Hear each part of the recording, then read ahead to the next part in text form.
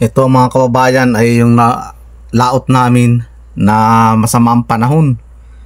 Paikot puro dilim at yan napansin ko nga yung dilim na yan ay isang malawak na buhawi yan.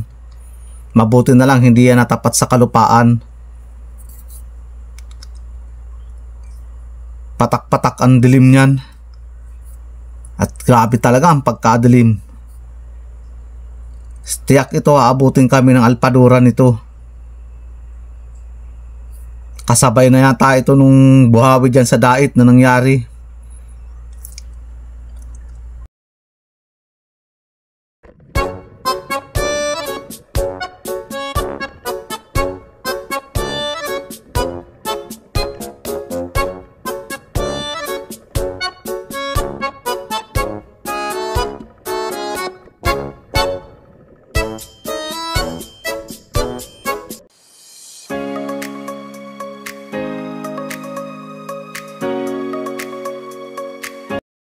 At ito, panibagong pakikipagsapalaran naman muli tayo sa ilalim ng dagat. At ito ang nakita ko, ang daming parang barabalingway. Pero maganda itong lugar na ito, tirahan ng isda. Katulad niyan, may nakita agad sa manitis. Sapul kang manitis ka. Ayos, nagitik yung manitis. Pero sa iba, ang tawag ito barabalingway. Ay, ano kaya ito nakita kong ito? Patay na. Isang palad. Na ano kaya ito?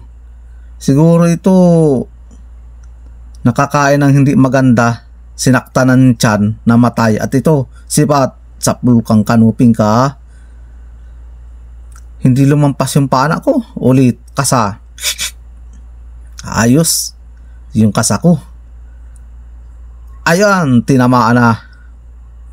Ayos, saba, maganda, malaki-laki. Ang ganda ng linis ng buhangin dito sa nababaan kong ito, bagong linis. At ayun pa, meron pang kasunod. Isang sulid, sipat. Ayun, tinamaan si sulid. Tinamaan yung tinik niya sa gitna, kaya hindi na siya nakapalag na gaano. At ayun pa, meron pa. Sulit uli.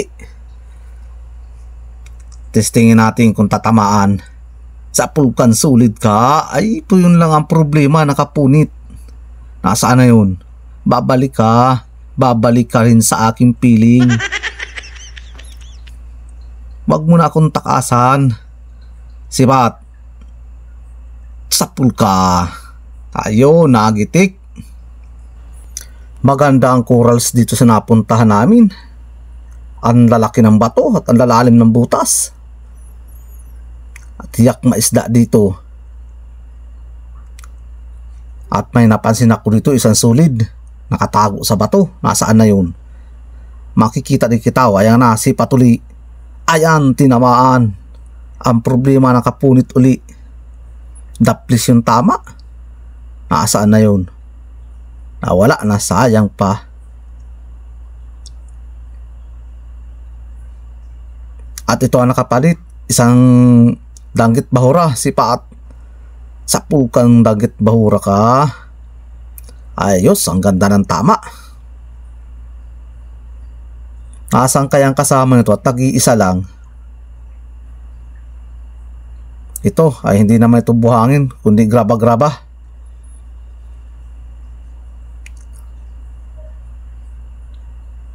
At pero nakatago, isang kanuping, sipat. Ayun, tinamaan si kanuping. Ayos, nasintor yung dalawang gitna ng mata niya.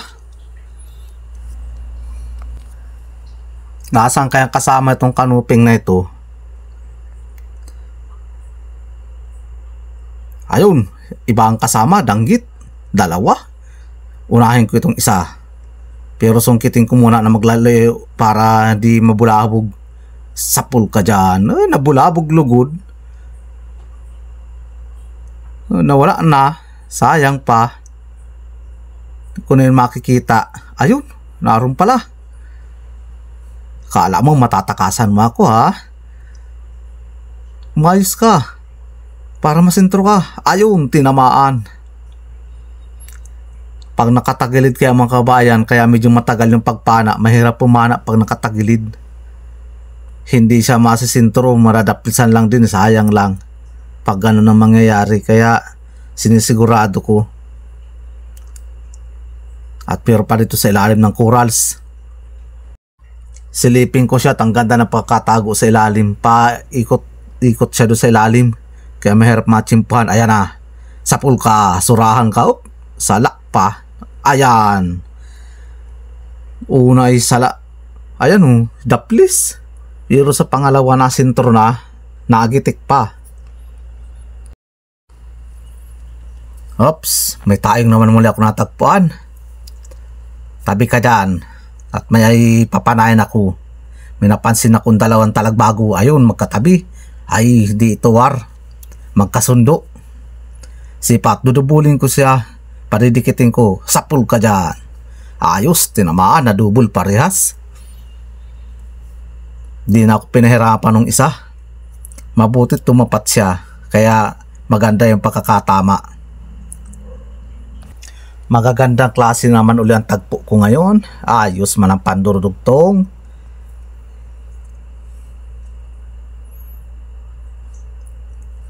Pero yung mga pandurudugtong na yan mga kabayan, lingwahe namin yan dito sa amin. Dito sa norte, halo ang salita dito. At ito meron pa isang may balbas, sapul kang may balbas ka. Ayos, hindi nagitik si may balbas. Pero ang tawag sa isda na ito dito sa amin, ito ay manitis. At ano yun? Aba, may natagpuan ako isang balangitan o ahas dagat. May sugat, siguro ito nakipag-away. Ayan, pinana ko na. At papasok sa butas, ayun, kinagat pa yung aking tilok. Matapang na maigi. Patulong ako sa kasama ko. Ayan, pinana niya na ng pinana. At kung wala yung kasama ko, ay mahirap itong damputin. At matapang. May nakaawa yata yung ahas dagat na yun at may tama ng sa may ano niya, sa may ulo.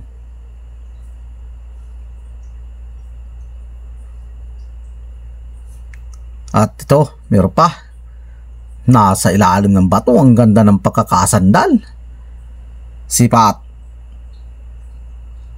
Sakbulkan mo. Tinamaan yung talagbago. Aba, ang ganda. Nadubol ko na naman uli. Dalawa pala yun. Nakala ko, iisa lang. Aba, lumalabo ng aking mata. Ang tingin ko ay isa lang. Bakit naging dalawa yun? Ay pag ganyan ang ganyan, ay magandang pangitain yan. Baka sakaling maraming isda dito. Ayun, isang dalagang bukid. Sapul kang dalagang bukid ka. Ayos, magandang size niya. Halos kasing lapad na ito ng palad ko. Mabababa ang bato dito, hindi para parehas. Mayroon rin malabo, may malinaw. Maulan na kaya dito sa amin mga kabayan, kaya yung ilalim na iba na. Ito, may danggit bahura, sipat, sapul kang danggit bahura ka.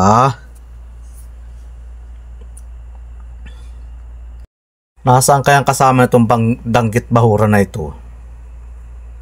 At nag-iisa. Bihira itong mag-isa, lagi itong may kasama. Kung bakit ngayon nag-iisa, ilan na itong natatagpuan kung ito lagi nag-iisa? Nasaan kayang karamihan ito? Ayun ang kasama, danggit bahura, sipat. Ayun, tinamaan. Ayos. Malayo yung distansya.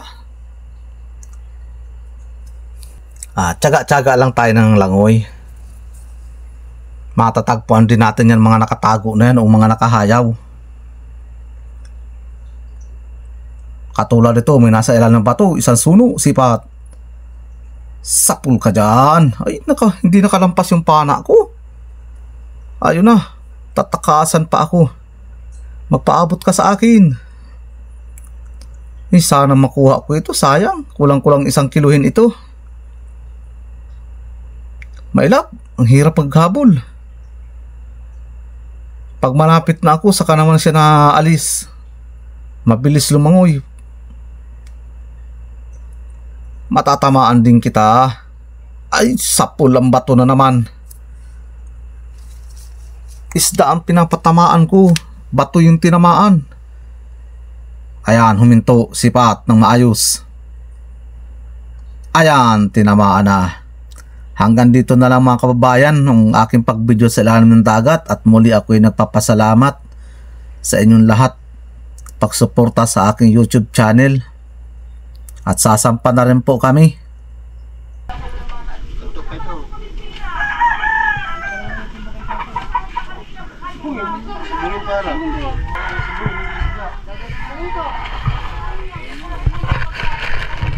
At ayan mga kababayan, yung binta namin. O, yan ang binta ko, 1,372. At ayan naman sa kasama ko, 2,970. At ito naman sa isa, 1,972. Ako lang ang pinakamahina ang kita.